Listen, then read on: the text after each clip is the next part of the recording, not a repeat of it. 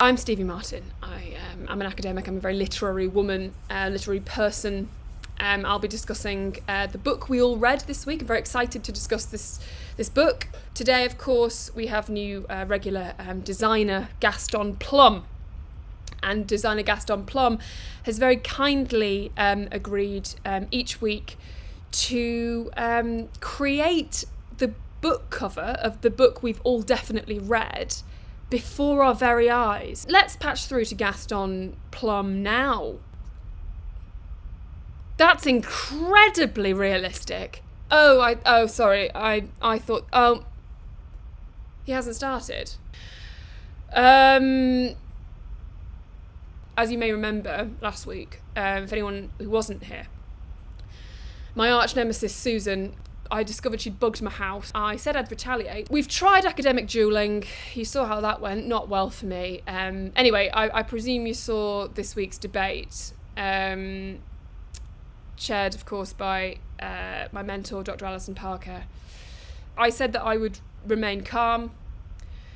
And then Susan questioned the validity of my English Literature degree BA Hons. So, to put it mildly, I threw a Benny. I threw a book at her. I mooned at one point. I did a literary moon. I think I owe you all an apology. I had a lot of time to think, and I thought, what better place to give an official apology to you all, which I am going to do, than our ancestral home. I'm so sorry that I let you all down. I think I almost lost my respect, and I lost my way, definitely. To prove to you all that I really am serious about this apology, that I really am serious about change, I thought what better thing to do than have maybe a literary baptism in front of you all right now, with you as my witnesses.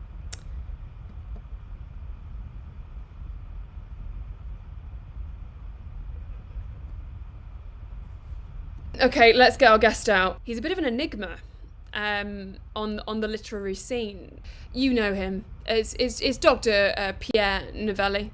Now, right away, I don't want to ask where your cabin is, because I know that it's off-grid, that you've been living off the land for quite some time. But, what we're talking... odd box. You get sort of like funny vegetables in the shape of like a boob. I find most cabbages, most weeks, are the shape of breasts. Carrots, parsnips, aubergines. Penis. Those are the dicks. Yeah. Maybe a courgette is the shape of an arm. Your name, of course, you're named after a type of novel, the Novellie. Yep. So a Novellie is a silly novella. Monocles, spectacles, or binoculars, and why?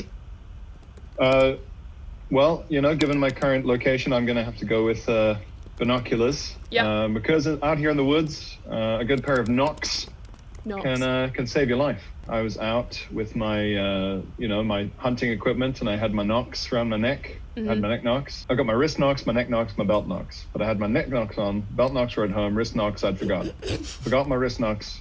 I had my neck knocks on. I was confronted by a bull stag, which is a terrible, it's a disgusting hybrid. I was able to avoid trouble because my neck knocks are very heavy, and I beat the animal to death with them. Oh, he's gone. No. Okay, everybody, this is the book club first. We're having absolutely staggering issues here. This is the sort of content you're here for. This is the sort of content I'm here for. And also, we're a book club. We're not a tech... What is this? Tech club? What is this? A Kindle? I'm just going to recite a sonnet while... Oh, hello. To be or not to be, I wish that there was a dagger I saw before me, but it's not. Oh, I'm hidden. Here we go. Yeah, that works. For God's sake, let's get back to what we were actually talking about. If you were the drawing at the top of a chapter heading, what would you be? One of those overly elaborate letters where an S is a snake that's being sort of fought off by two peasants kind of thing, in a box. And what's the chapter called? Shh. More chapters should be called sort of noises. Like, Or smells. Smells? Oh, yeah. Could be. well, Walt Whitman's Leaves of Grass, the re-edition of it. It smelt of grass. Hilary Mantel. Those books tend to smell like very old grape. Very old grape, yes. Pamphlet or leaflet? I don't need to know why. Pamphlet. Thank you. Actually, it's quite illuminating. Now, it's a little bit silly what we like to do here, the book club, but we like to say the name of the book that we've read together. 3, 2, 1. We of course read the It's Crand. It's Crand. And his death. Now. It's Crand and his death now. Just The Tale of Albert Crand. would you mind telling me the name of the author who wrote it? Mussolini Jones. I've always found it fascinating that he didn't change his name. You've got the sort of decapitated hand, very gothic, I see. The main character, we know from the start, from chapter 1, that he's going to be killed by having his hand cut off. At about 3 o'clock. So you have chapter 1 where Albert Crand. Albert Crand. Wow, I've taken too many steroids. Albert Crand. The first chapter. A man just in a watch shop, asking for a watch that's too tight. Mysterious. It's mysterious because, of course, the watch shop is in Newcastle. It's very gothic. Gift shop. One of the features of the work of Mussolini Jones is foreshadowing. He's on record as saying that surprises are for losers. You've got Albert Crand in the gift shop there saying, I'd like a watch. Make sure it's too tight, please. I wouldn't want it to come off my dead wrist. What were chapters of note for you? What was your sort of favourite element of this build-up towards, his death now? I enjoyed the basically constantly being told what was about to happen. And it says that on the back of the book as well. It tells you that, by the way, at any point if you're reading this and you think there's a twist, there's not. Which, of course, makes you think, well, that's exactly what I'd say if I'd written a book with a twist. Well, famously, most books that have twists, they always preface the book by saying, just so you know, there's no twist now. Gone Girl did it, that famous literary work. The Bible. The Bible. Almost too many twists in the Bible. What a twist. What a twist. They know what they do. It was Judas. That was arguably the bigger twist than what I went for. Okay, so now we've got the man. He's got wristwatch. It's too tight. We know his hand's coming off. We know that's how he's dying. And then a man just goes about his day, but in a very gothic way. We had things like, he relieved himself gothically. He's in Tesco. How can I make it gothic? There are bats. Describing everything as looming. Everything loomed. I have to say, I sort of lost interest around chapter 12 when he just he just used a loom and just started weaving. I think that there's a chance, and maybe I'm being too generous here. Maybe. But there's a chance that he thought, I've used the word loom a lot, haven't I? I bet the reader wouldn't possibly imagine that I might introduce an actual loom. When the murder actually occurred, I was wondering if you wouldn't mind just reading that paragraph out to us. Albert Crand gazed across the playground, his eyes lingering across the looming swing sets as they loomed in the gloom. Oh, love that. The gloom. As if we wouldn't notice he'd put a G on it. A young man with his trousers halfway down his legs in the way that people do now, I've seen. And that young man held in his hand something which glinted in the gloom, as things do. And it was that very thing that had caught the eye of Albert Crand. It was a machete. Oh my God. Albert Crand approached the looming boy and held out his, by now, dark purple hand and arm, upon which lay a pulsing watch.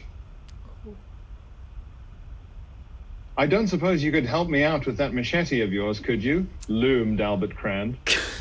Of course, mate, loomed the boy. And before Albert Crand could explain that he specifically meant the strap of the watch, Yeah. his purple hand was already looming on the floor.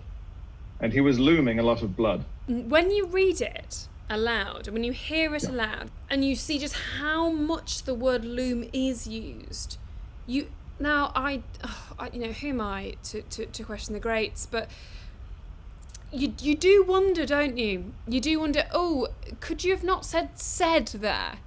That's the thing, is that every time that you think you might have used the word loom too much, he finds another way to do it. And maybe that's the lesson, that there's always room for another loom. It does become an exercise in just sort of like trying to guess what word he means when he's saying loomed. And there's that, I'm not going to read an extract because I couldn't possibly, but the end, well, towards the end, we have the sentence, well, I loomed that, loomed, loom up the loom, and I struggled. And look, there are always people out there who look for explanations in the mental health of the author or the physical health of the author. Yes. For example, people thought that Mary Shelley wrote Frankenstein because she conducted a successful operation on one of her many sick pets. Yes. But that's too pedestrian for me. And I think that the rapidly encroaching decay of the mind of Mussolini Jones when he was writing this is not a factor in his creative choice to loom quite so much. It's about challenging the reader to be like, okay, I've said the word loom. What are you going to do? What are you going to loom about that? There obviously has been raging debates, which has been brought up in the chat here, which is very, very helpful, that Mussolini Jones actually invested heavily in Fruit of the Loom. When a man is slandered for simply having affordable and crisp, custom-printed white T-shirts at every literary conference he attends, then we're just judging people for dressing with a bit of panache. Why don't you try looming for once? For once, for loom. Mm-hmm. I may say. For loom, why don't you loom? Exactly. Let's pop back to designer Gaston Plum for the final, the book cover for It's Crand and His Death Now by Mussolini Jones. I'm very excited about this. Oh my lord! Oh my loom! Okay, so let's look at the quotes first before we get into the quotes from the review. I think this guy needs help, The Guardian. Really, I feel he's going great guns. Is that also The Guardian? That's Loom Monthly. This tome shat me up. Oh yes, Will Self. That's the Loom. That's the playground games that we discussed in that beautiful extract. Actually, it was a beautiful extract.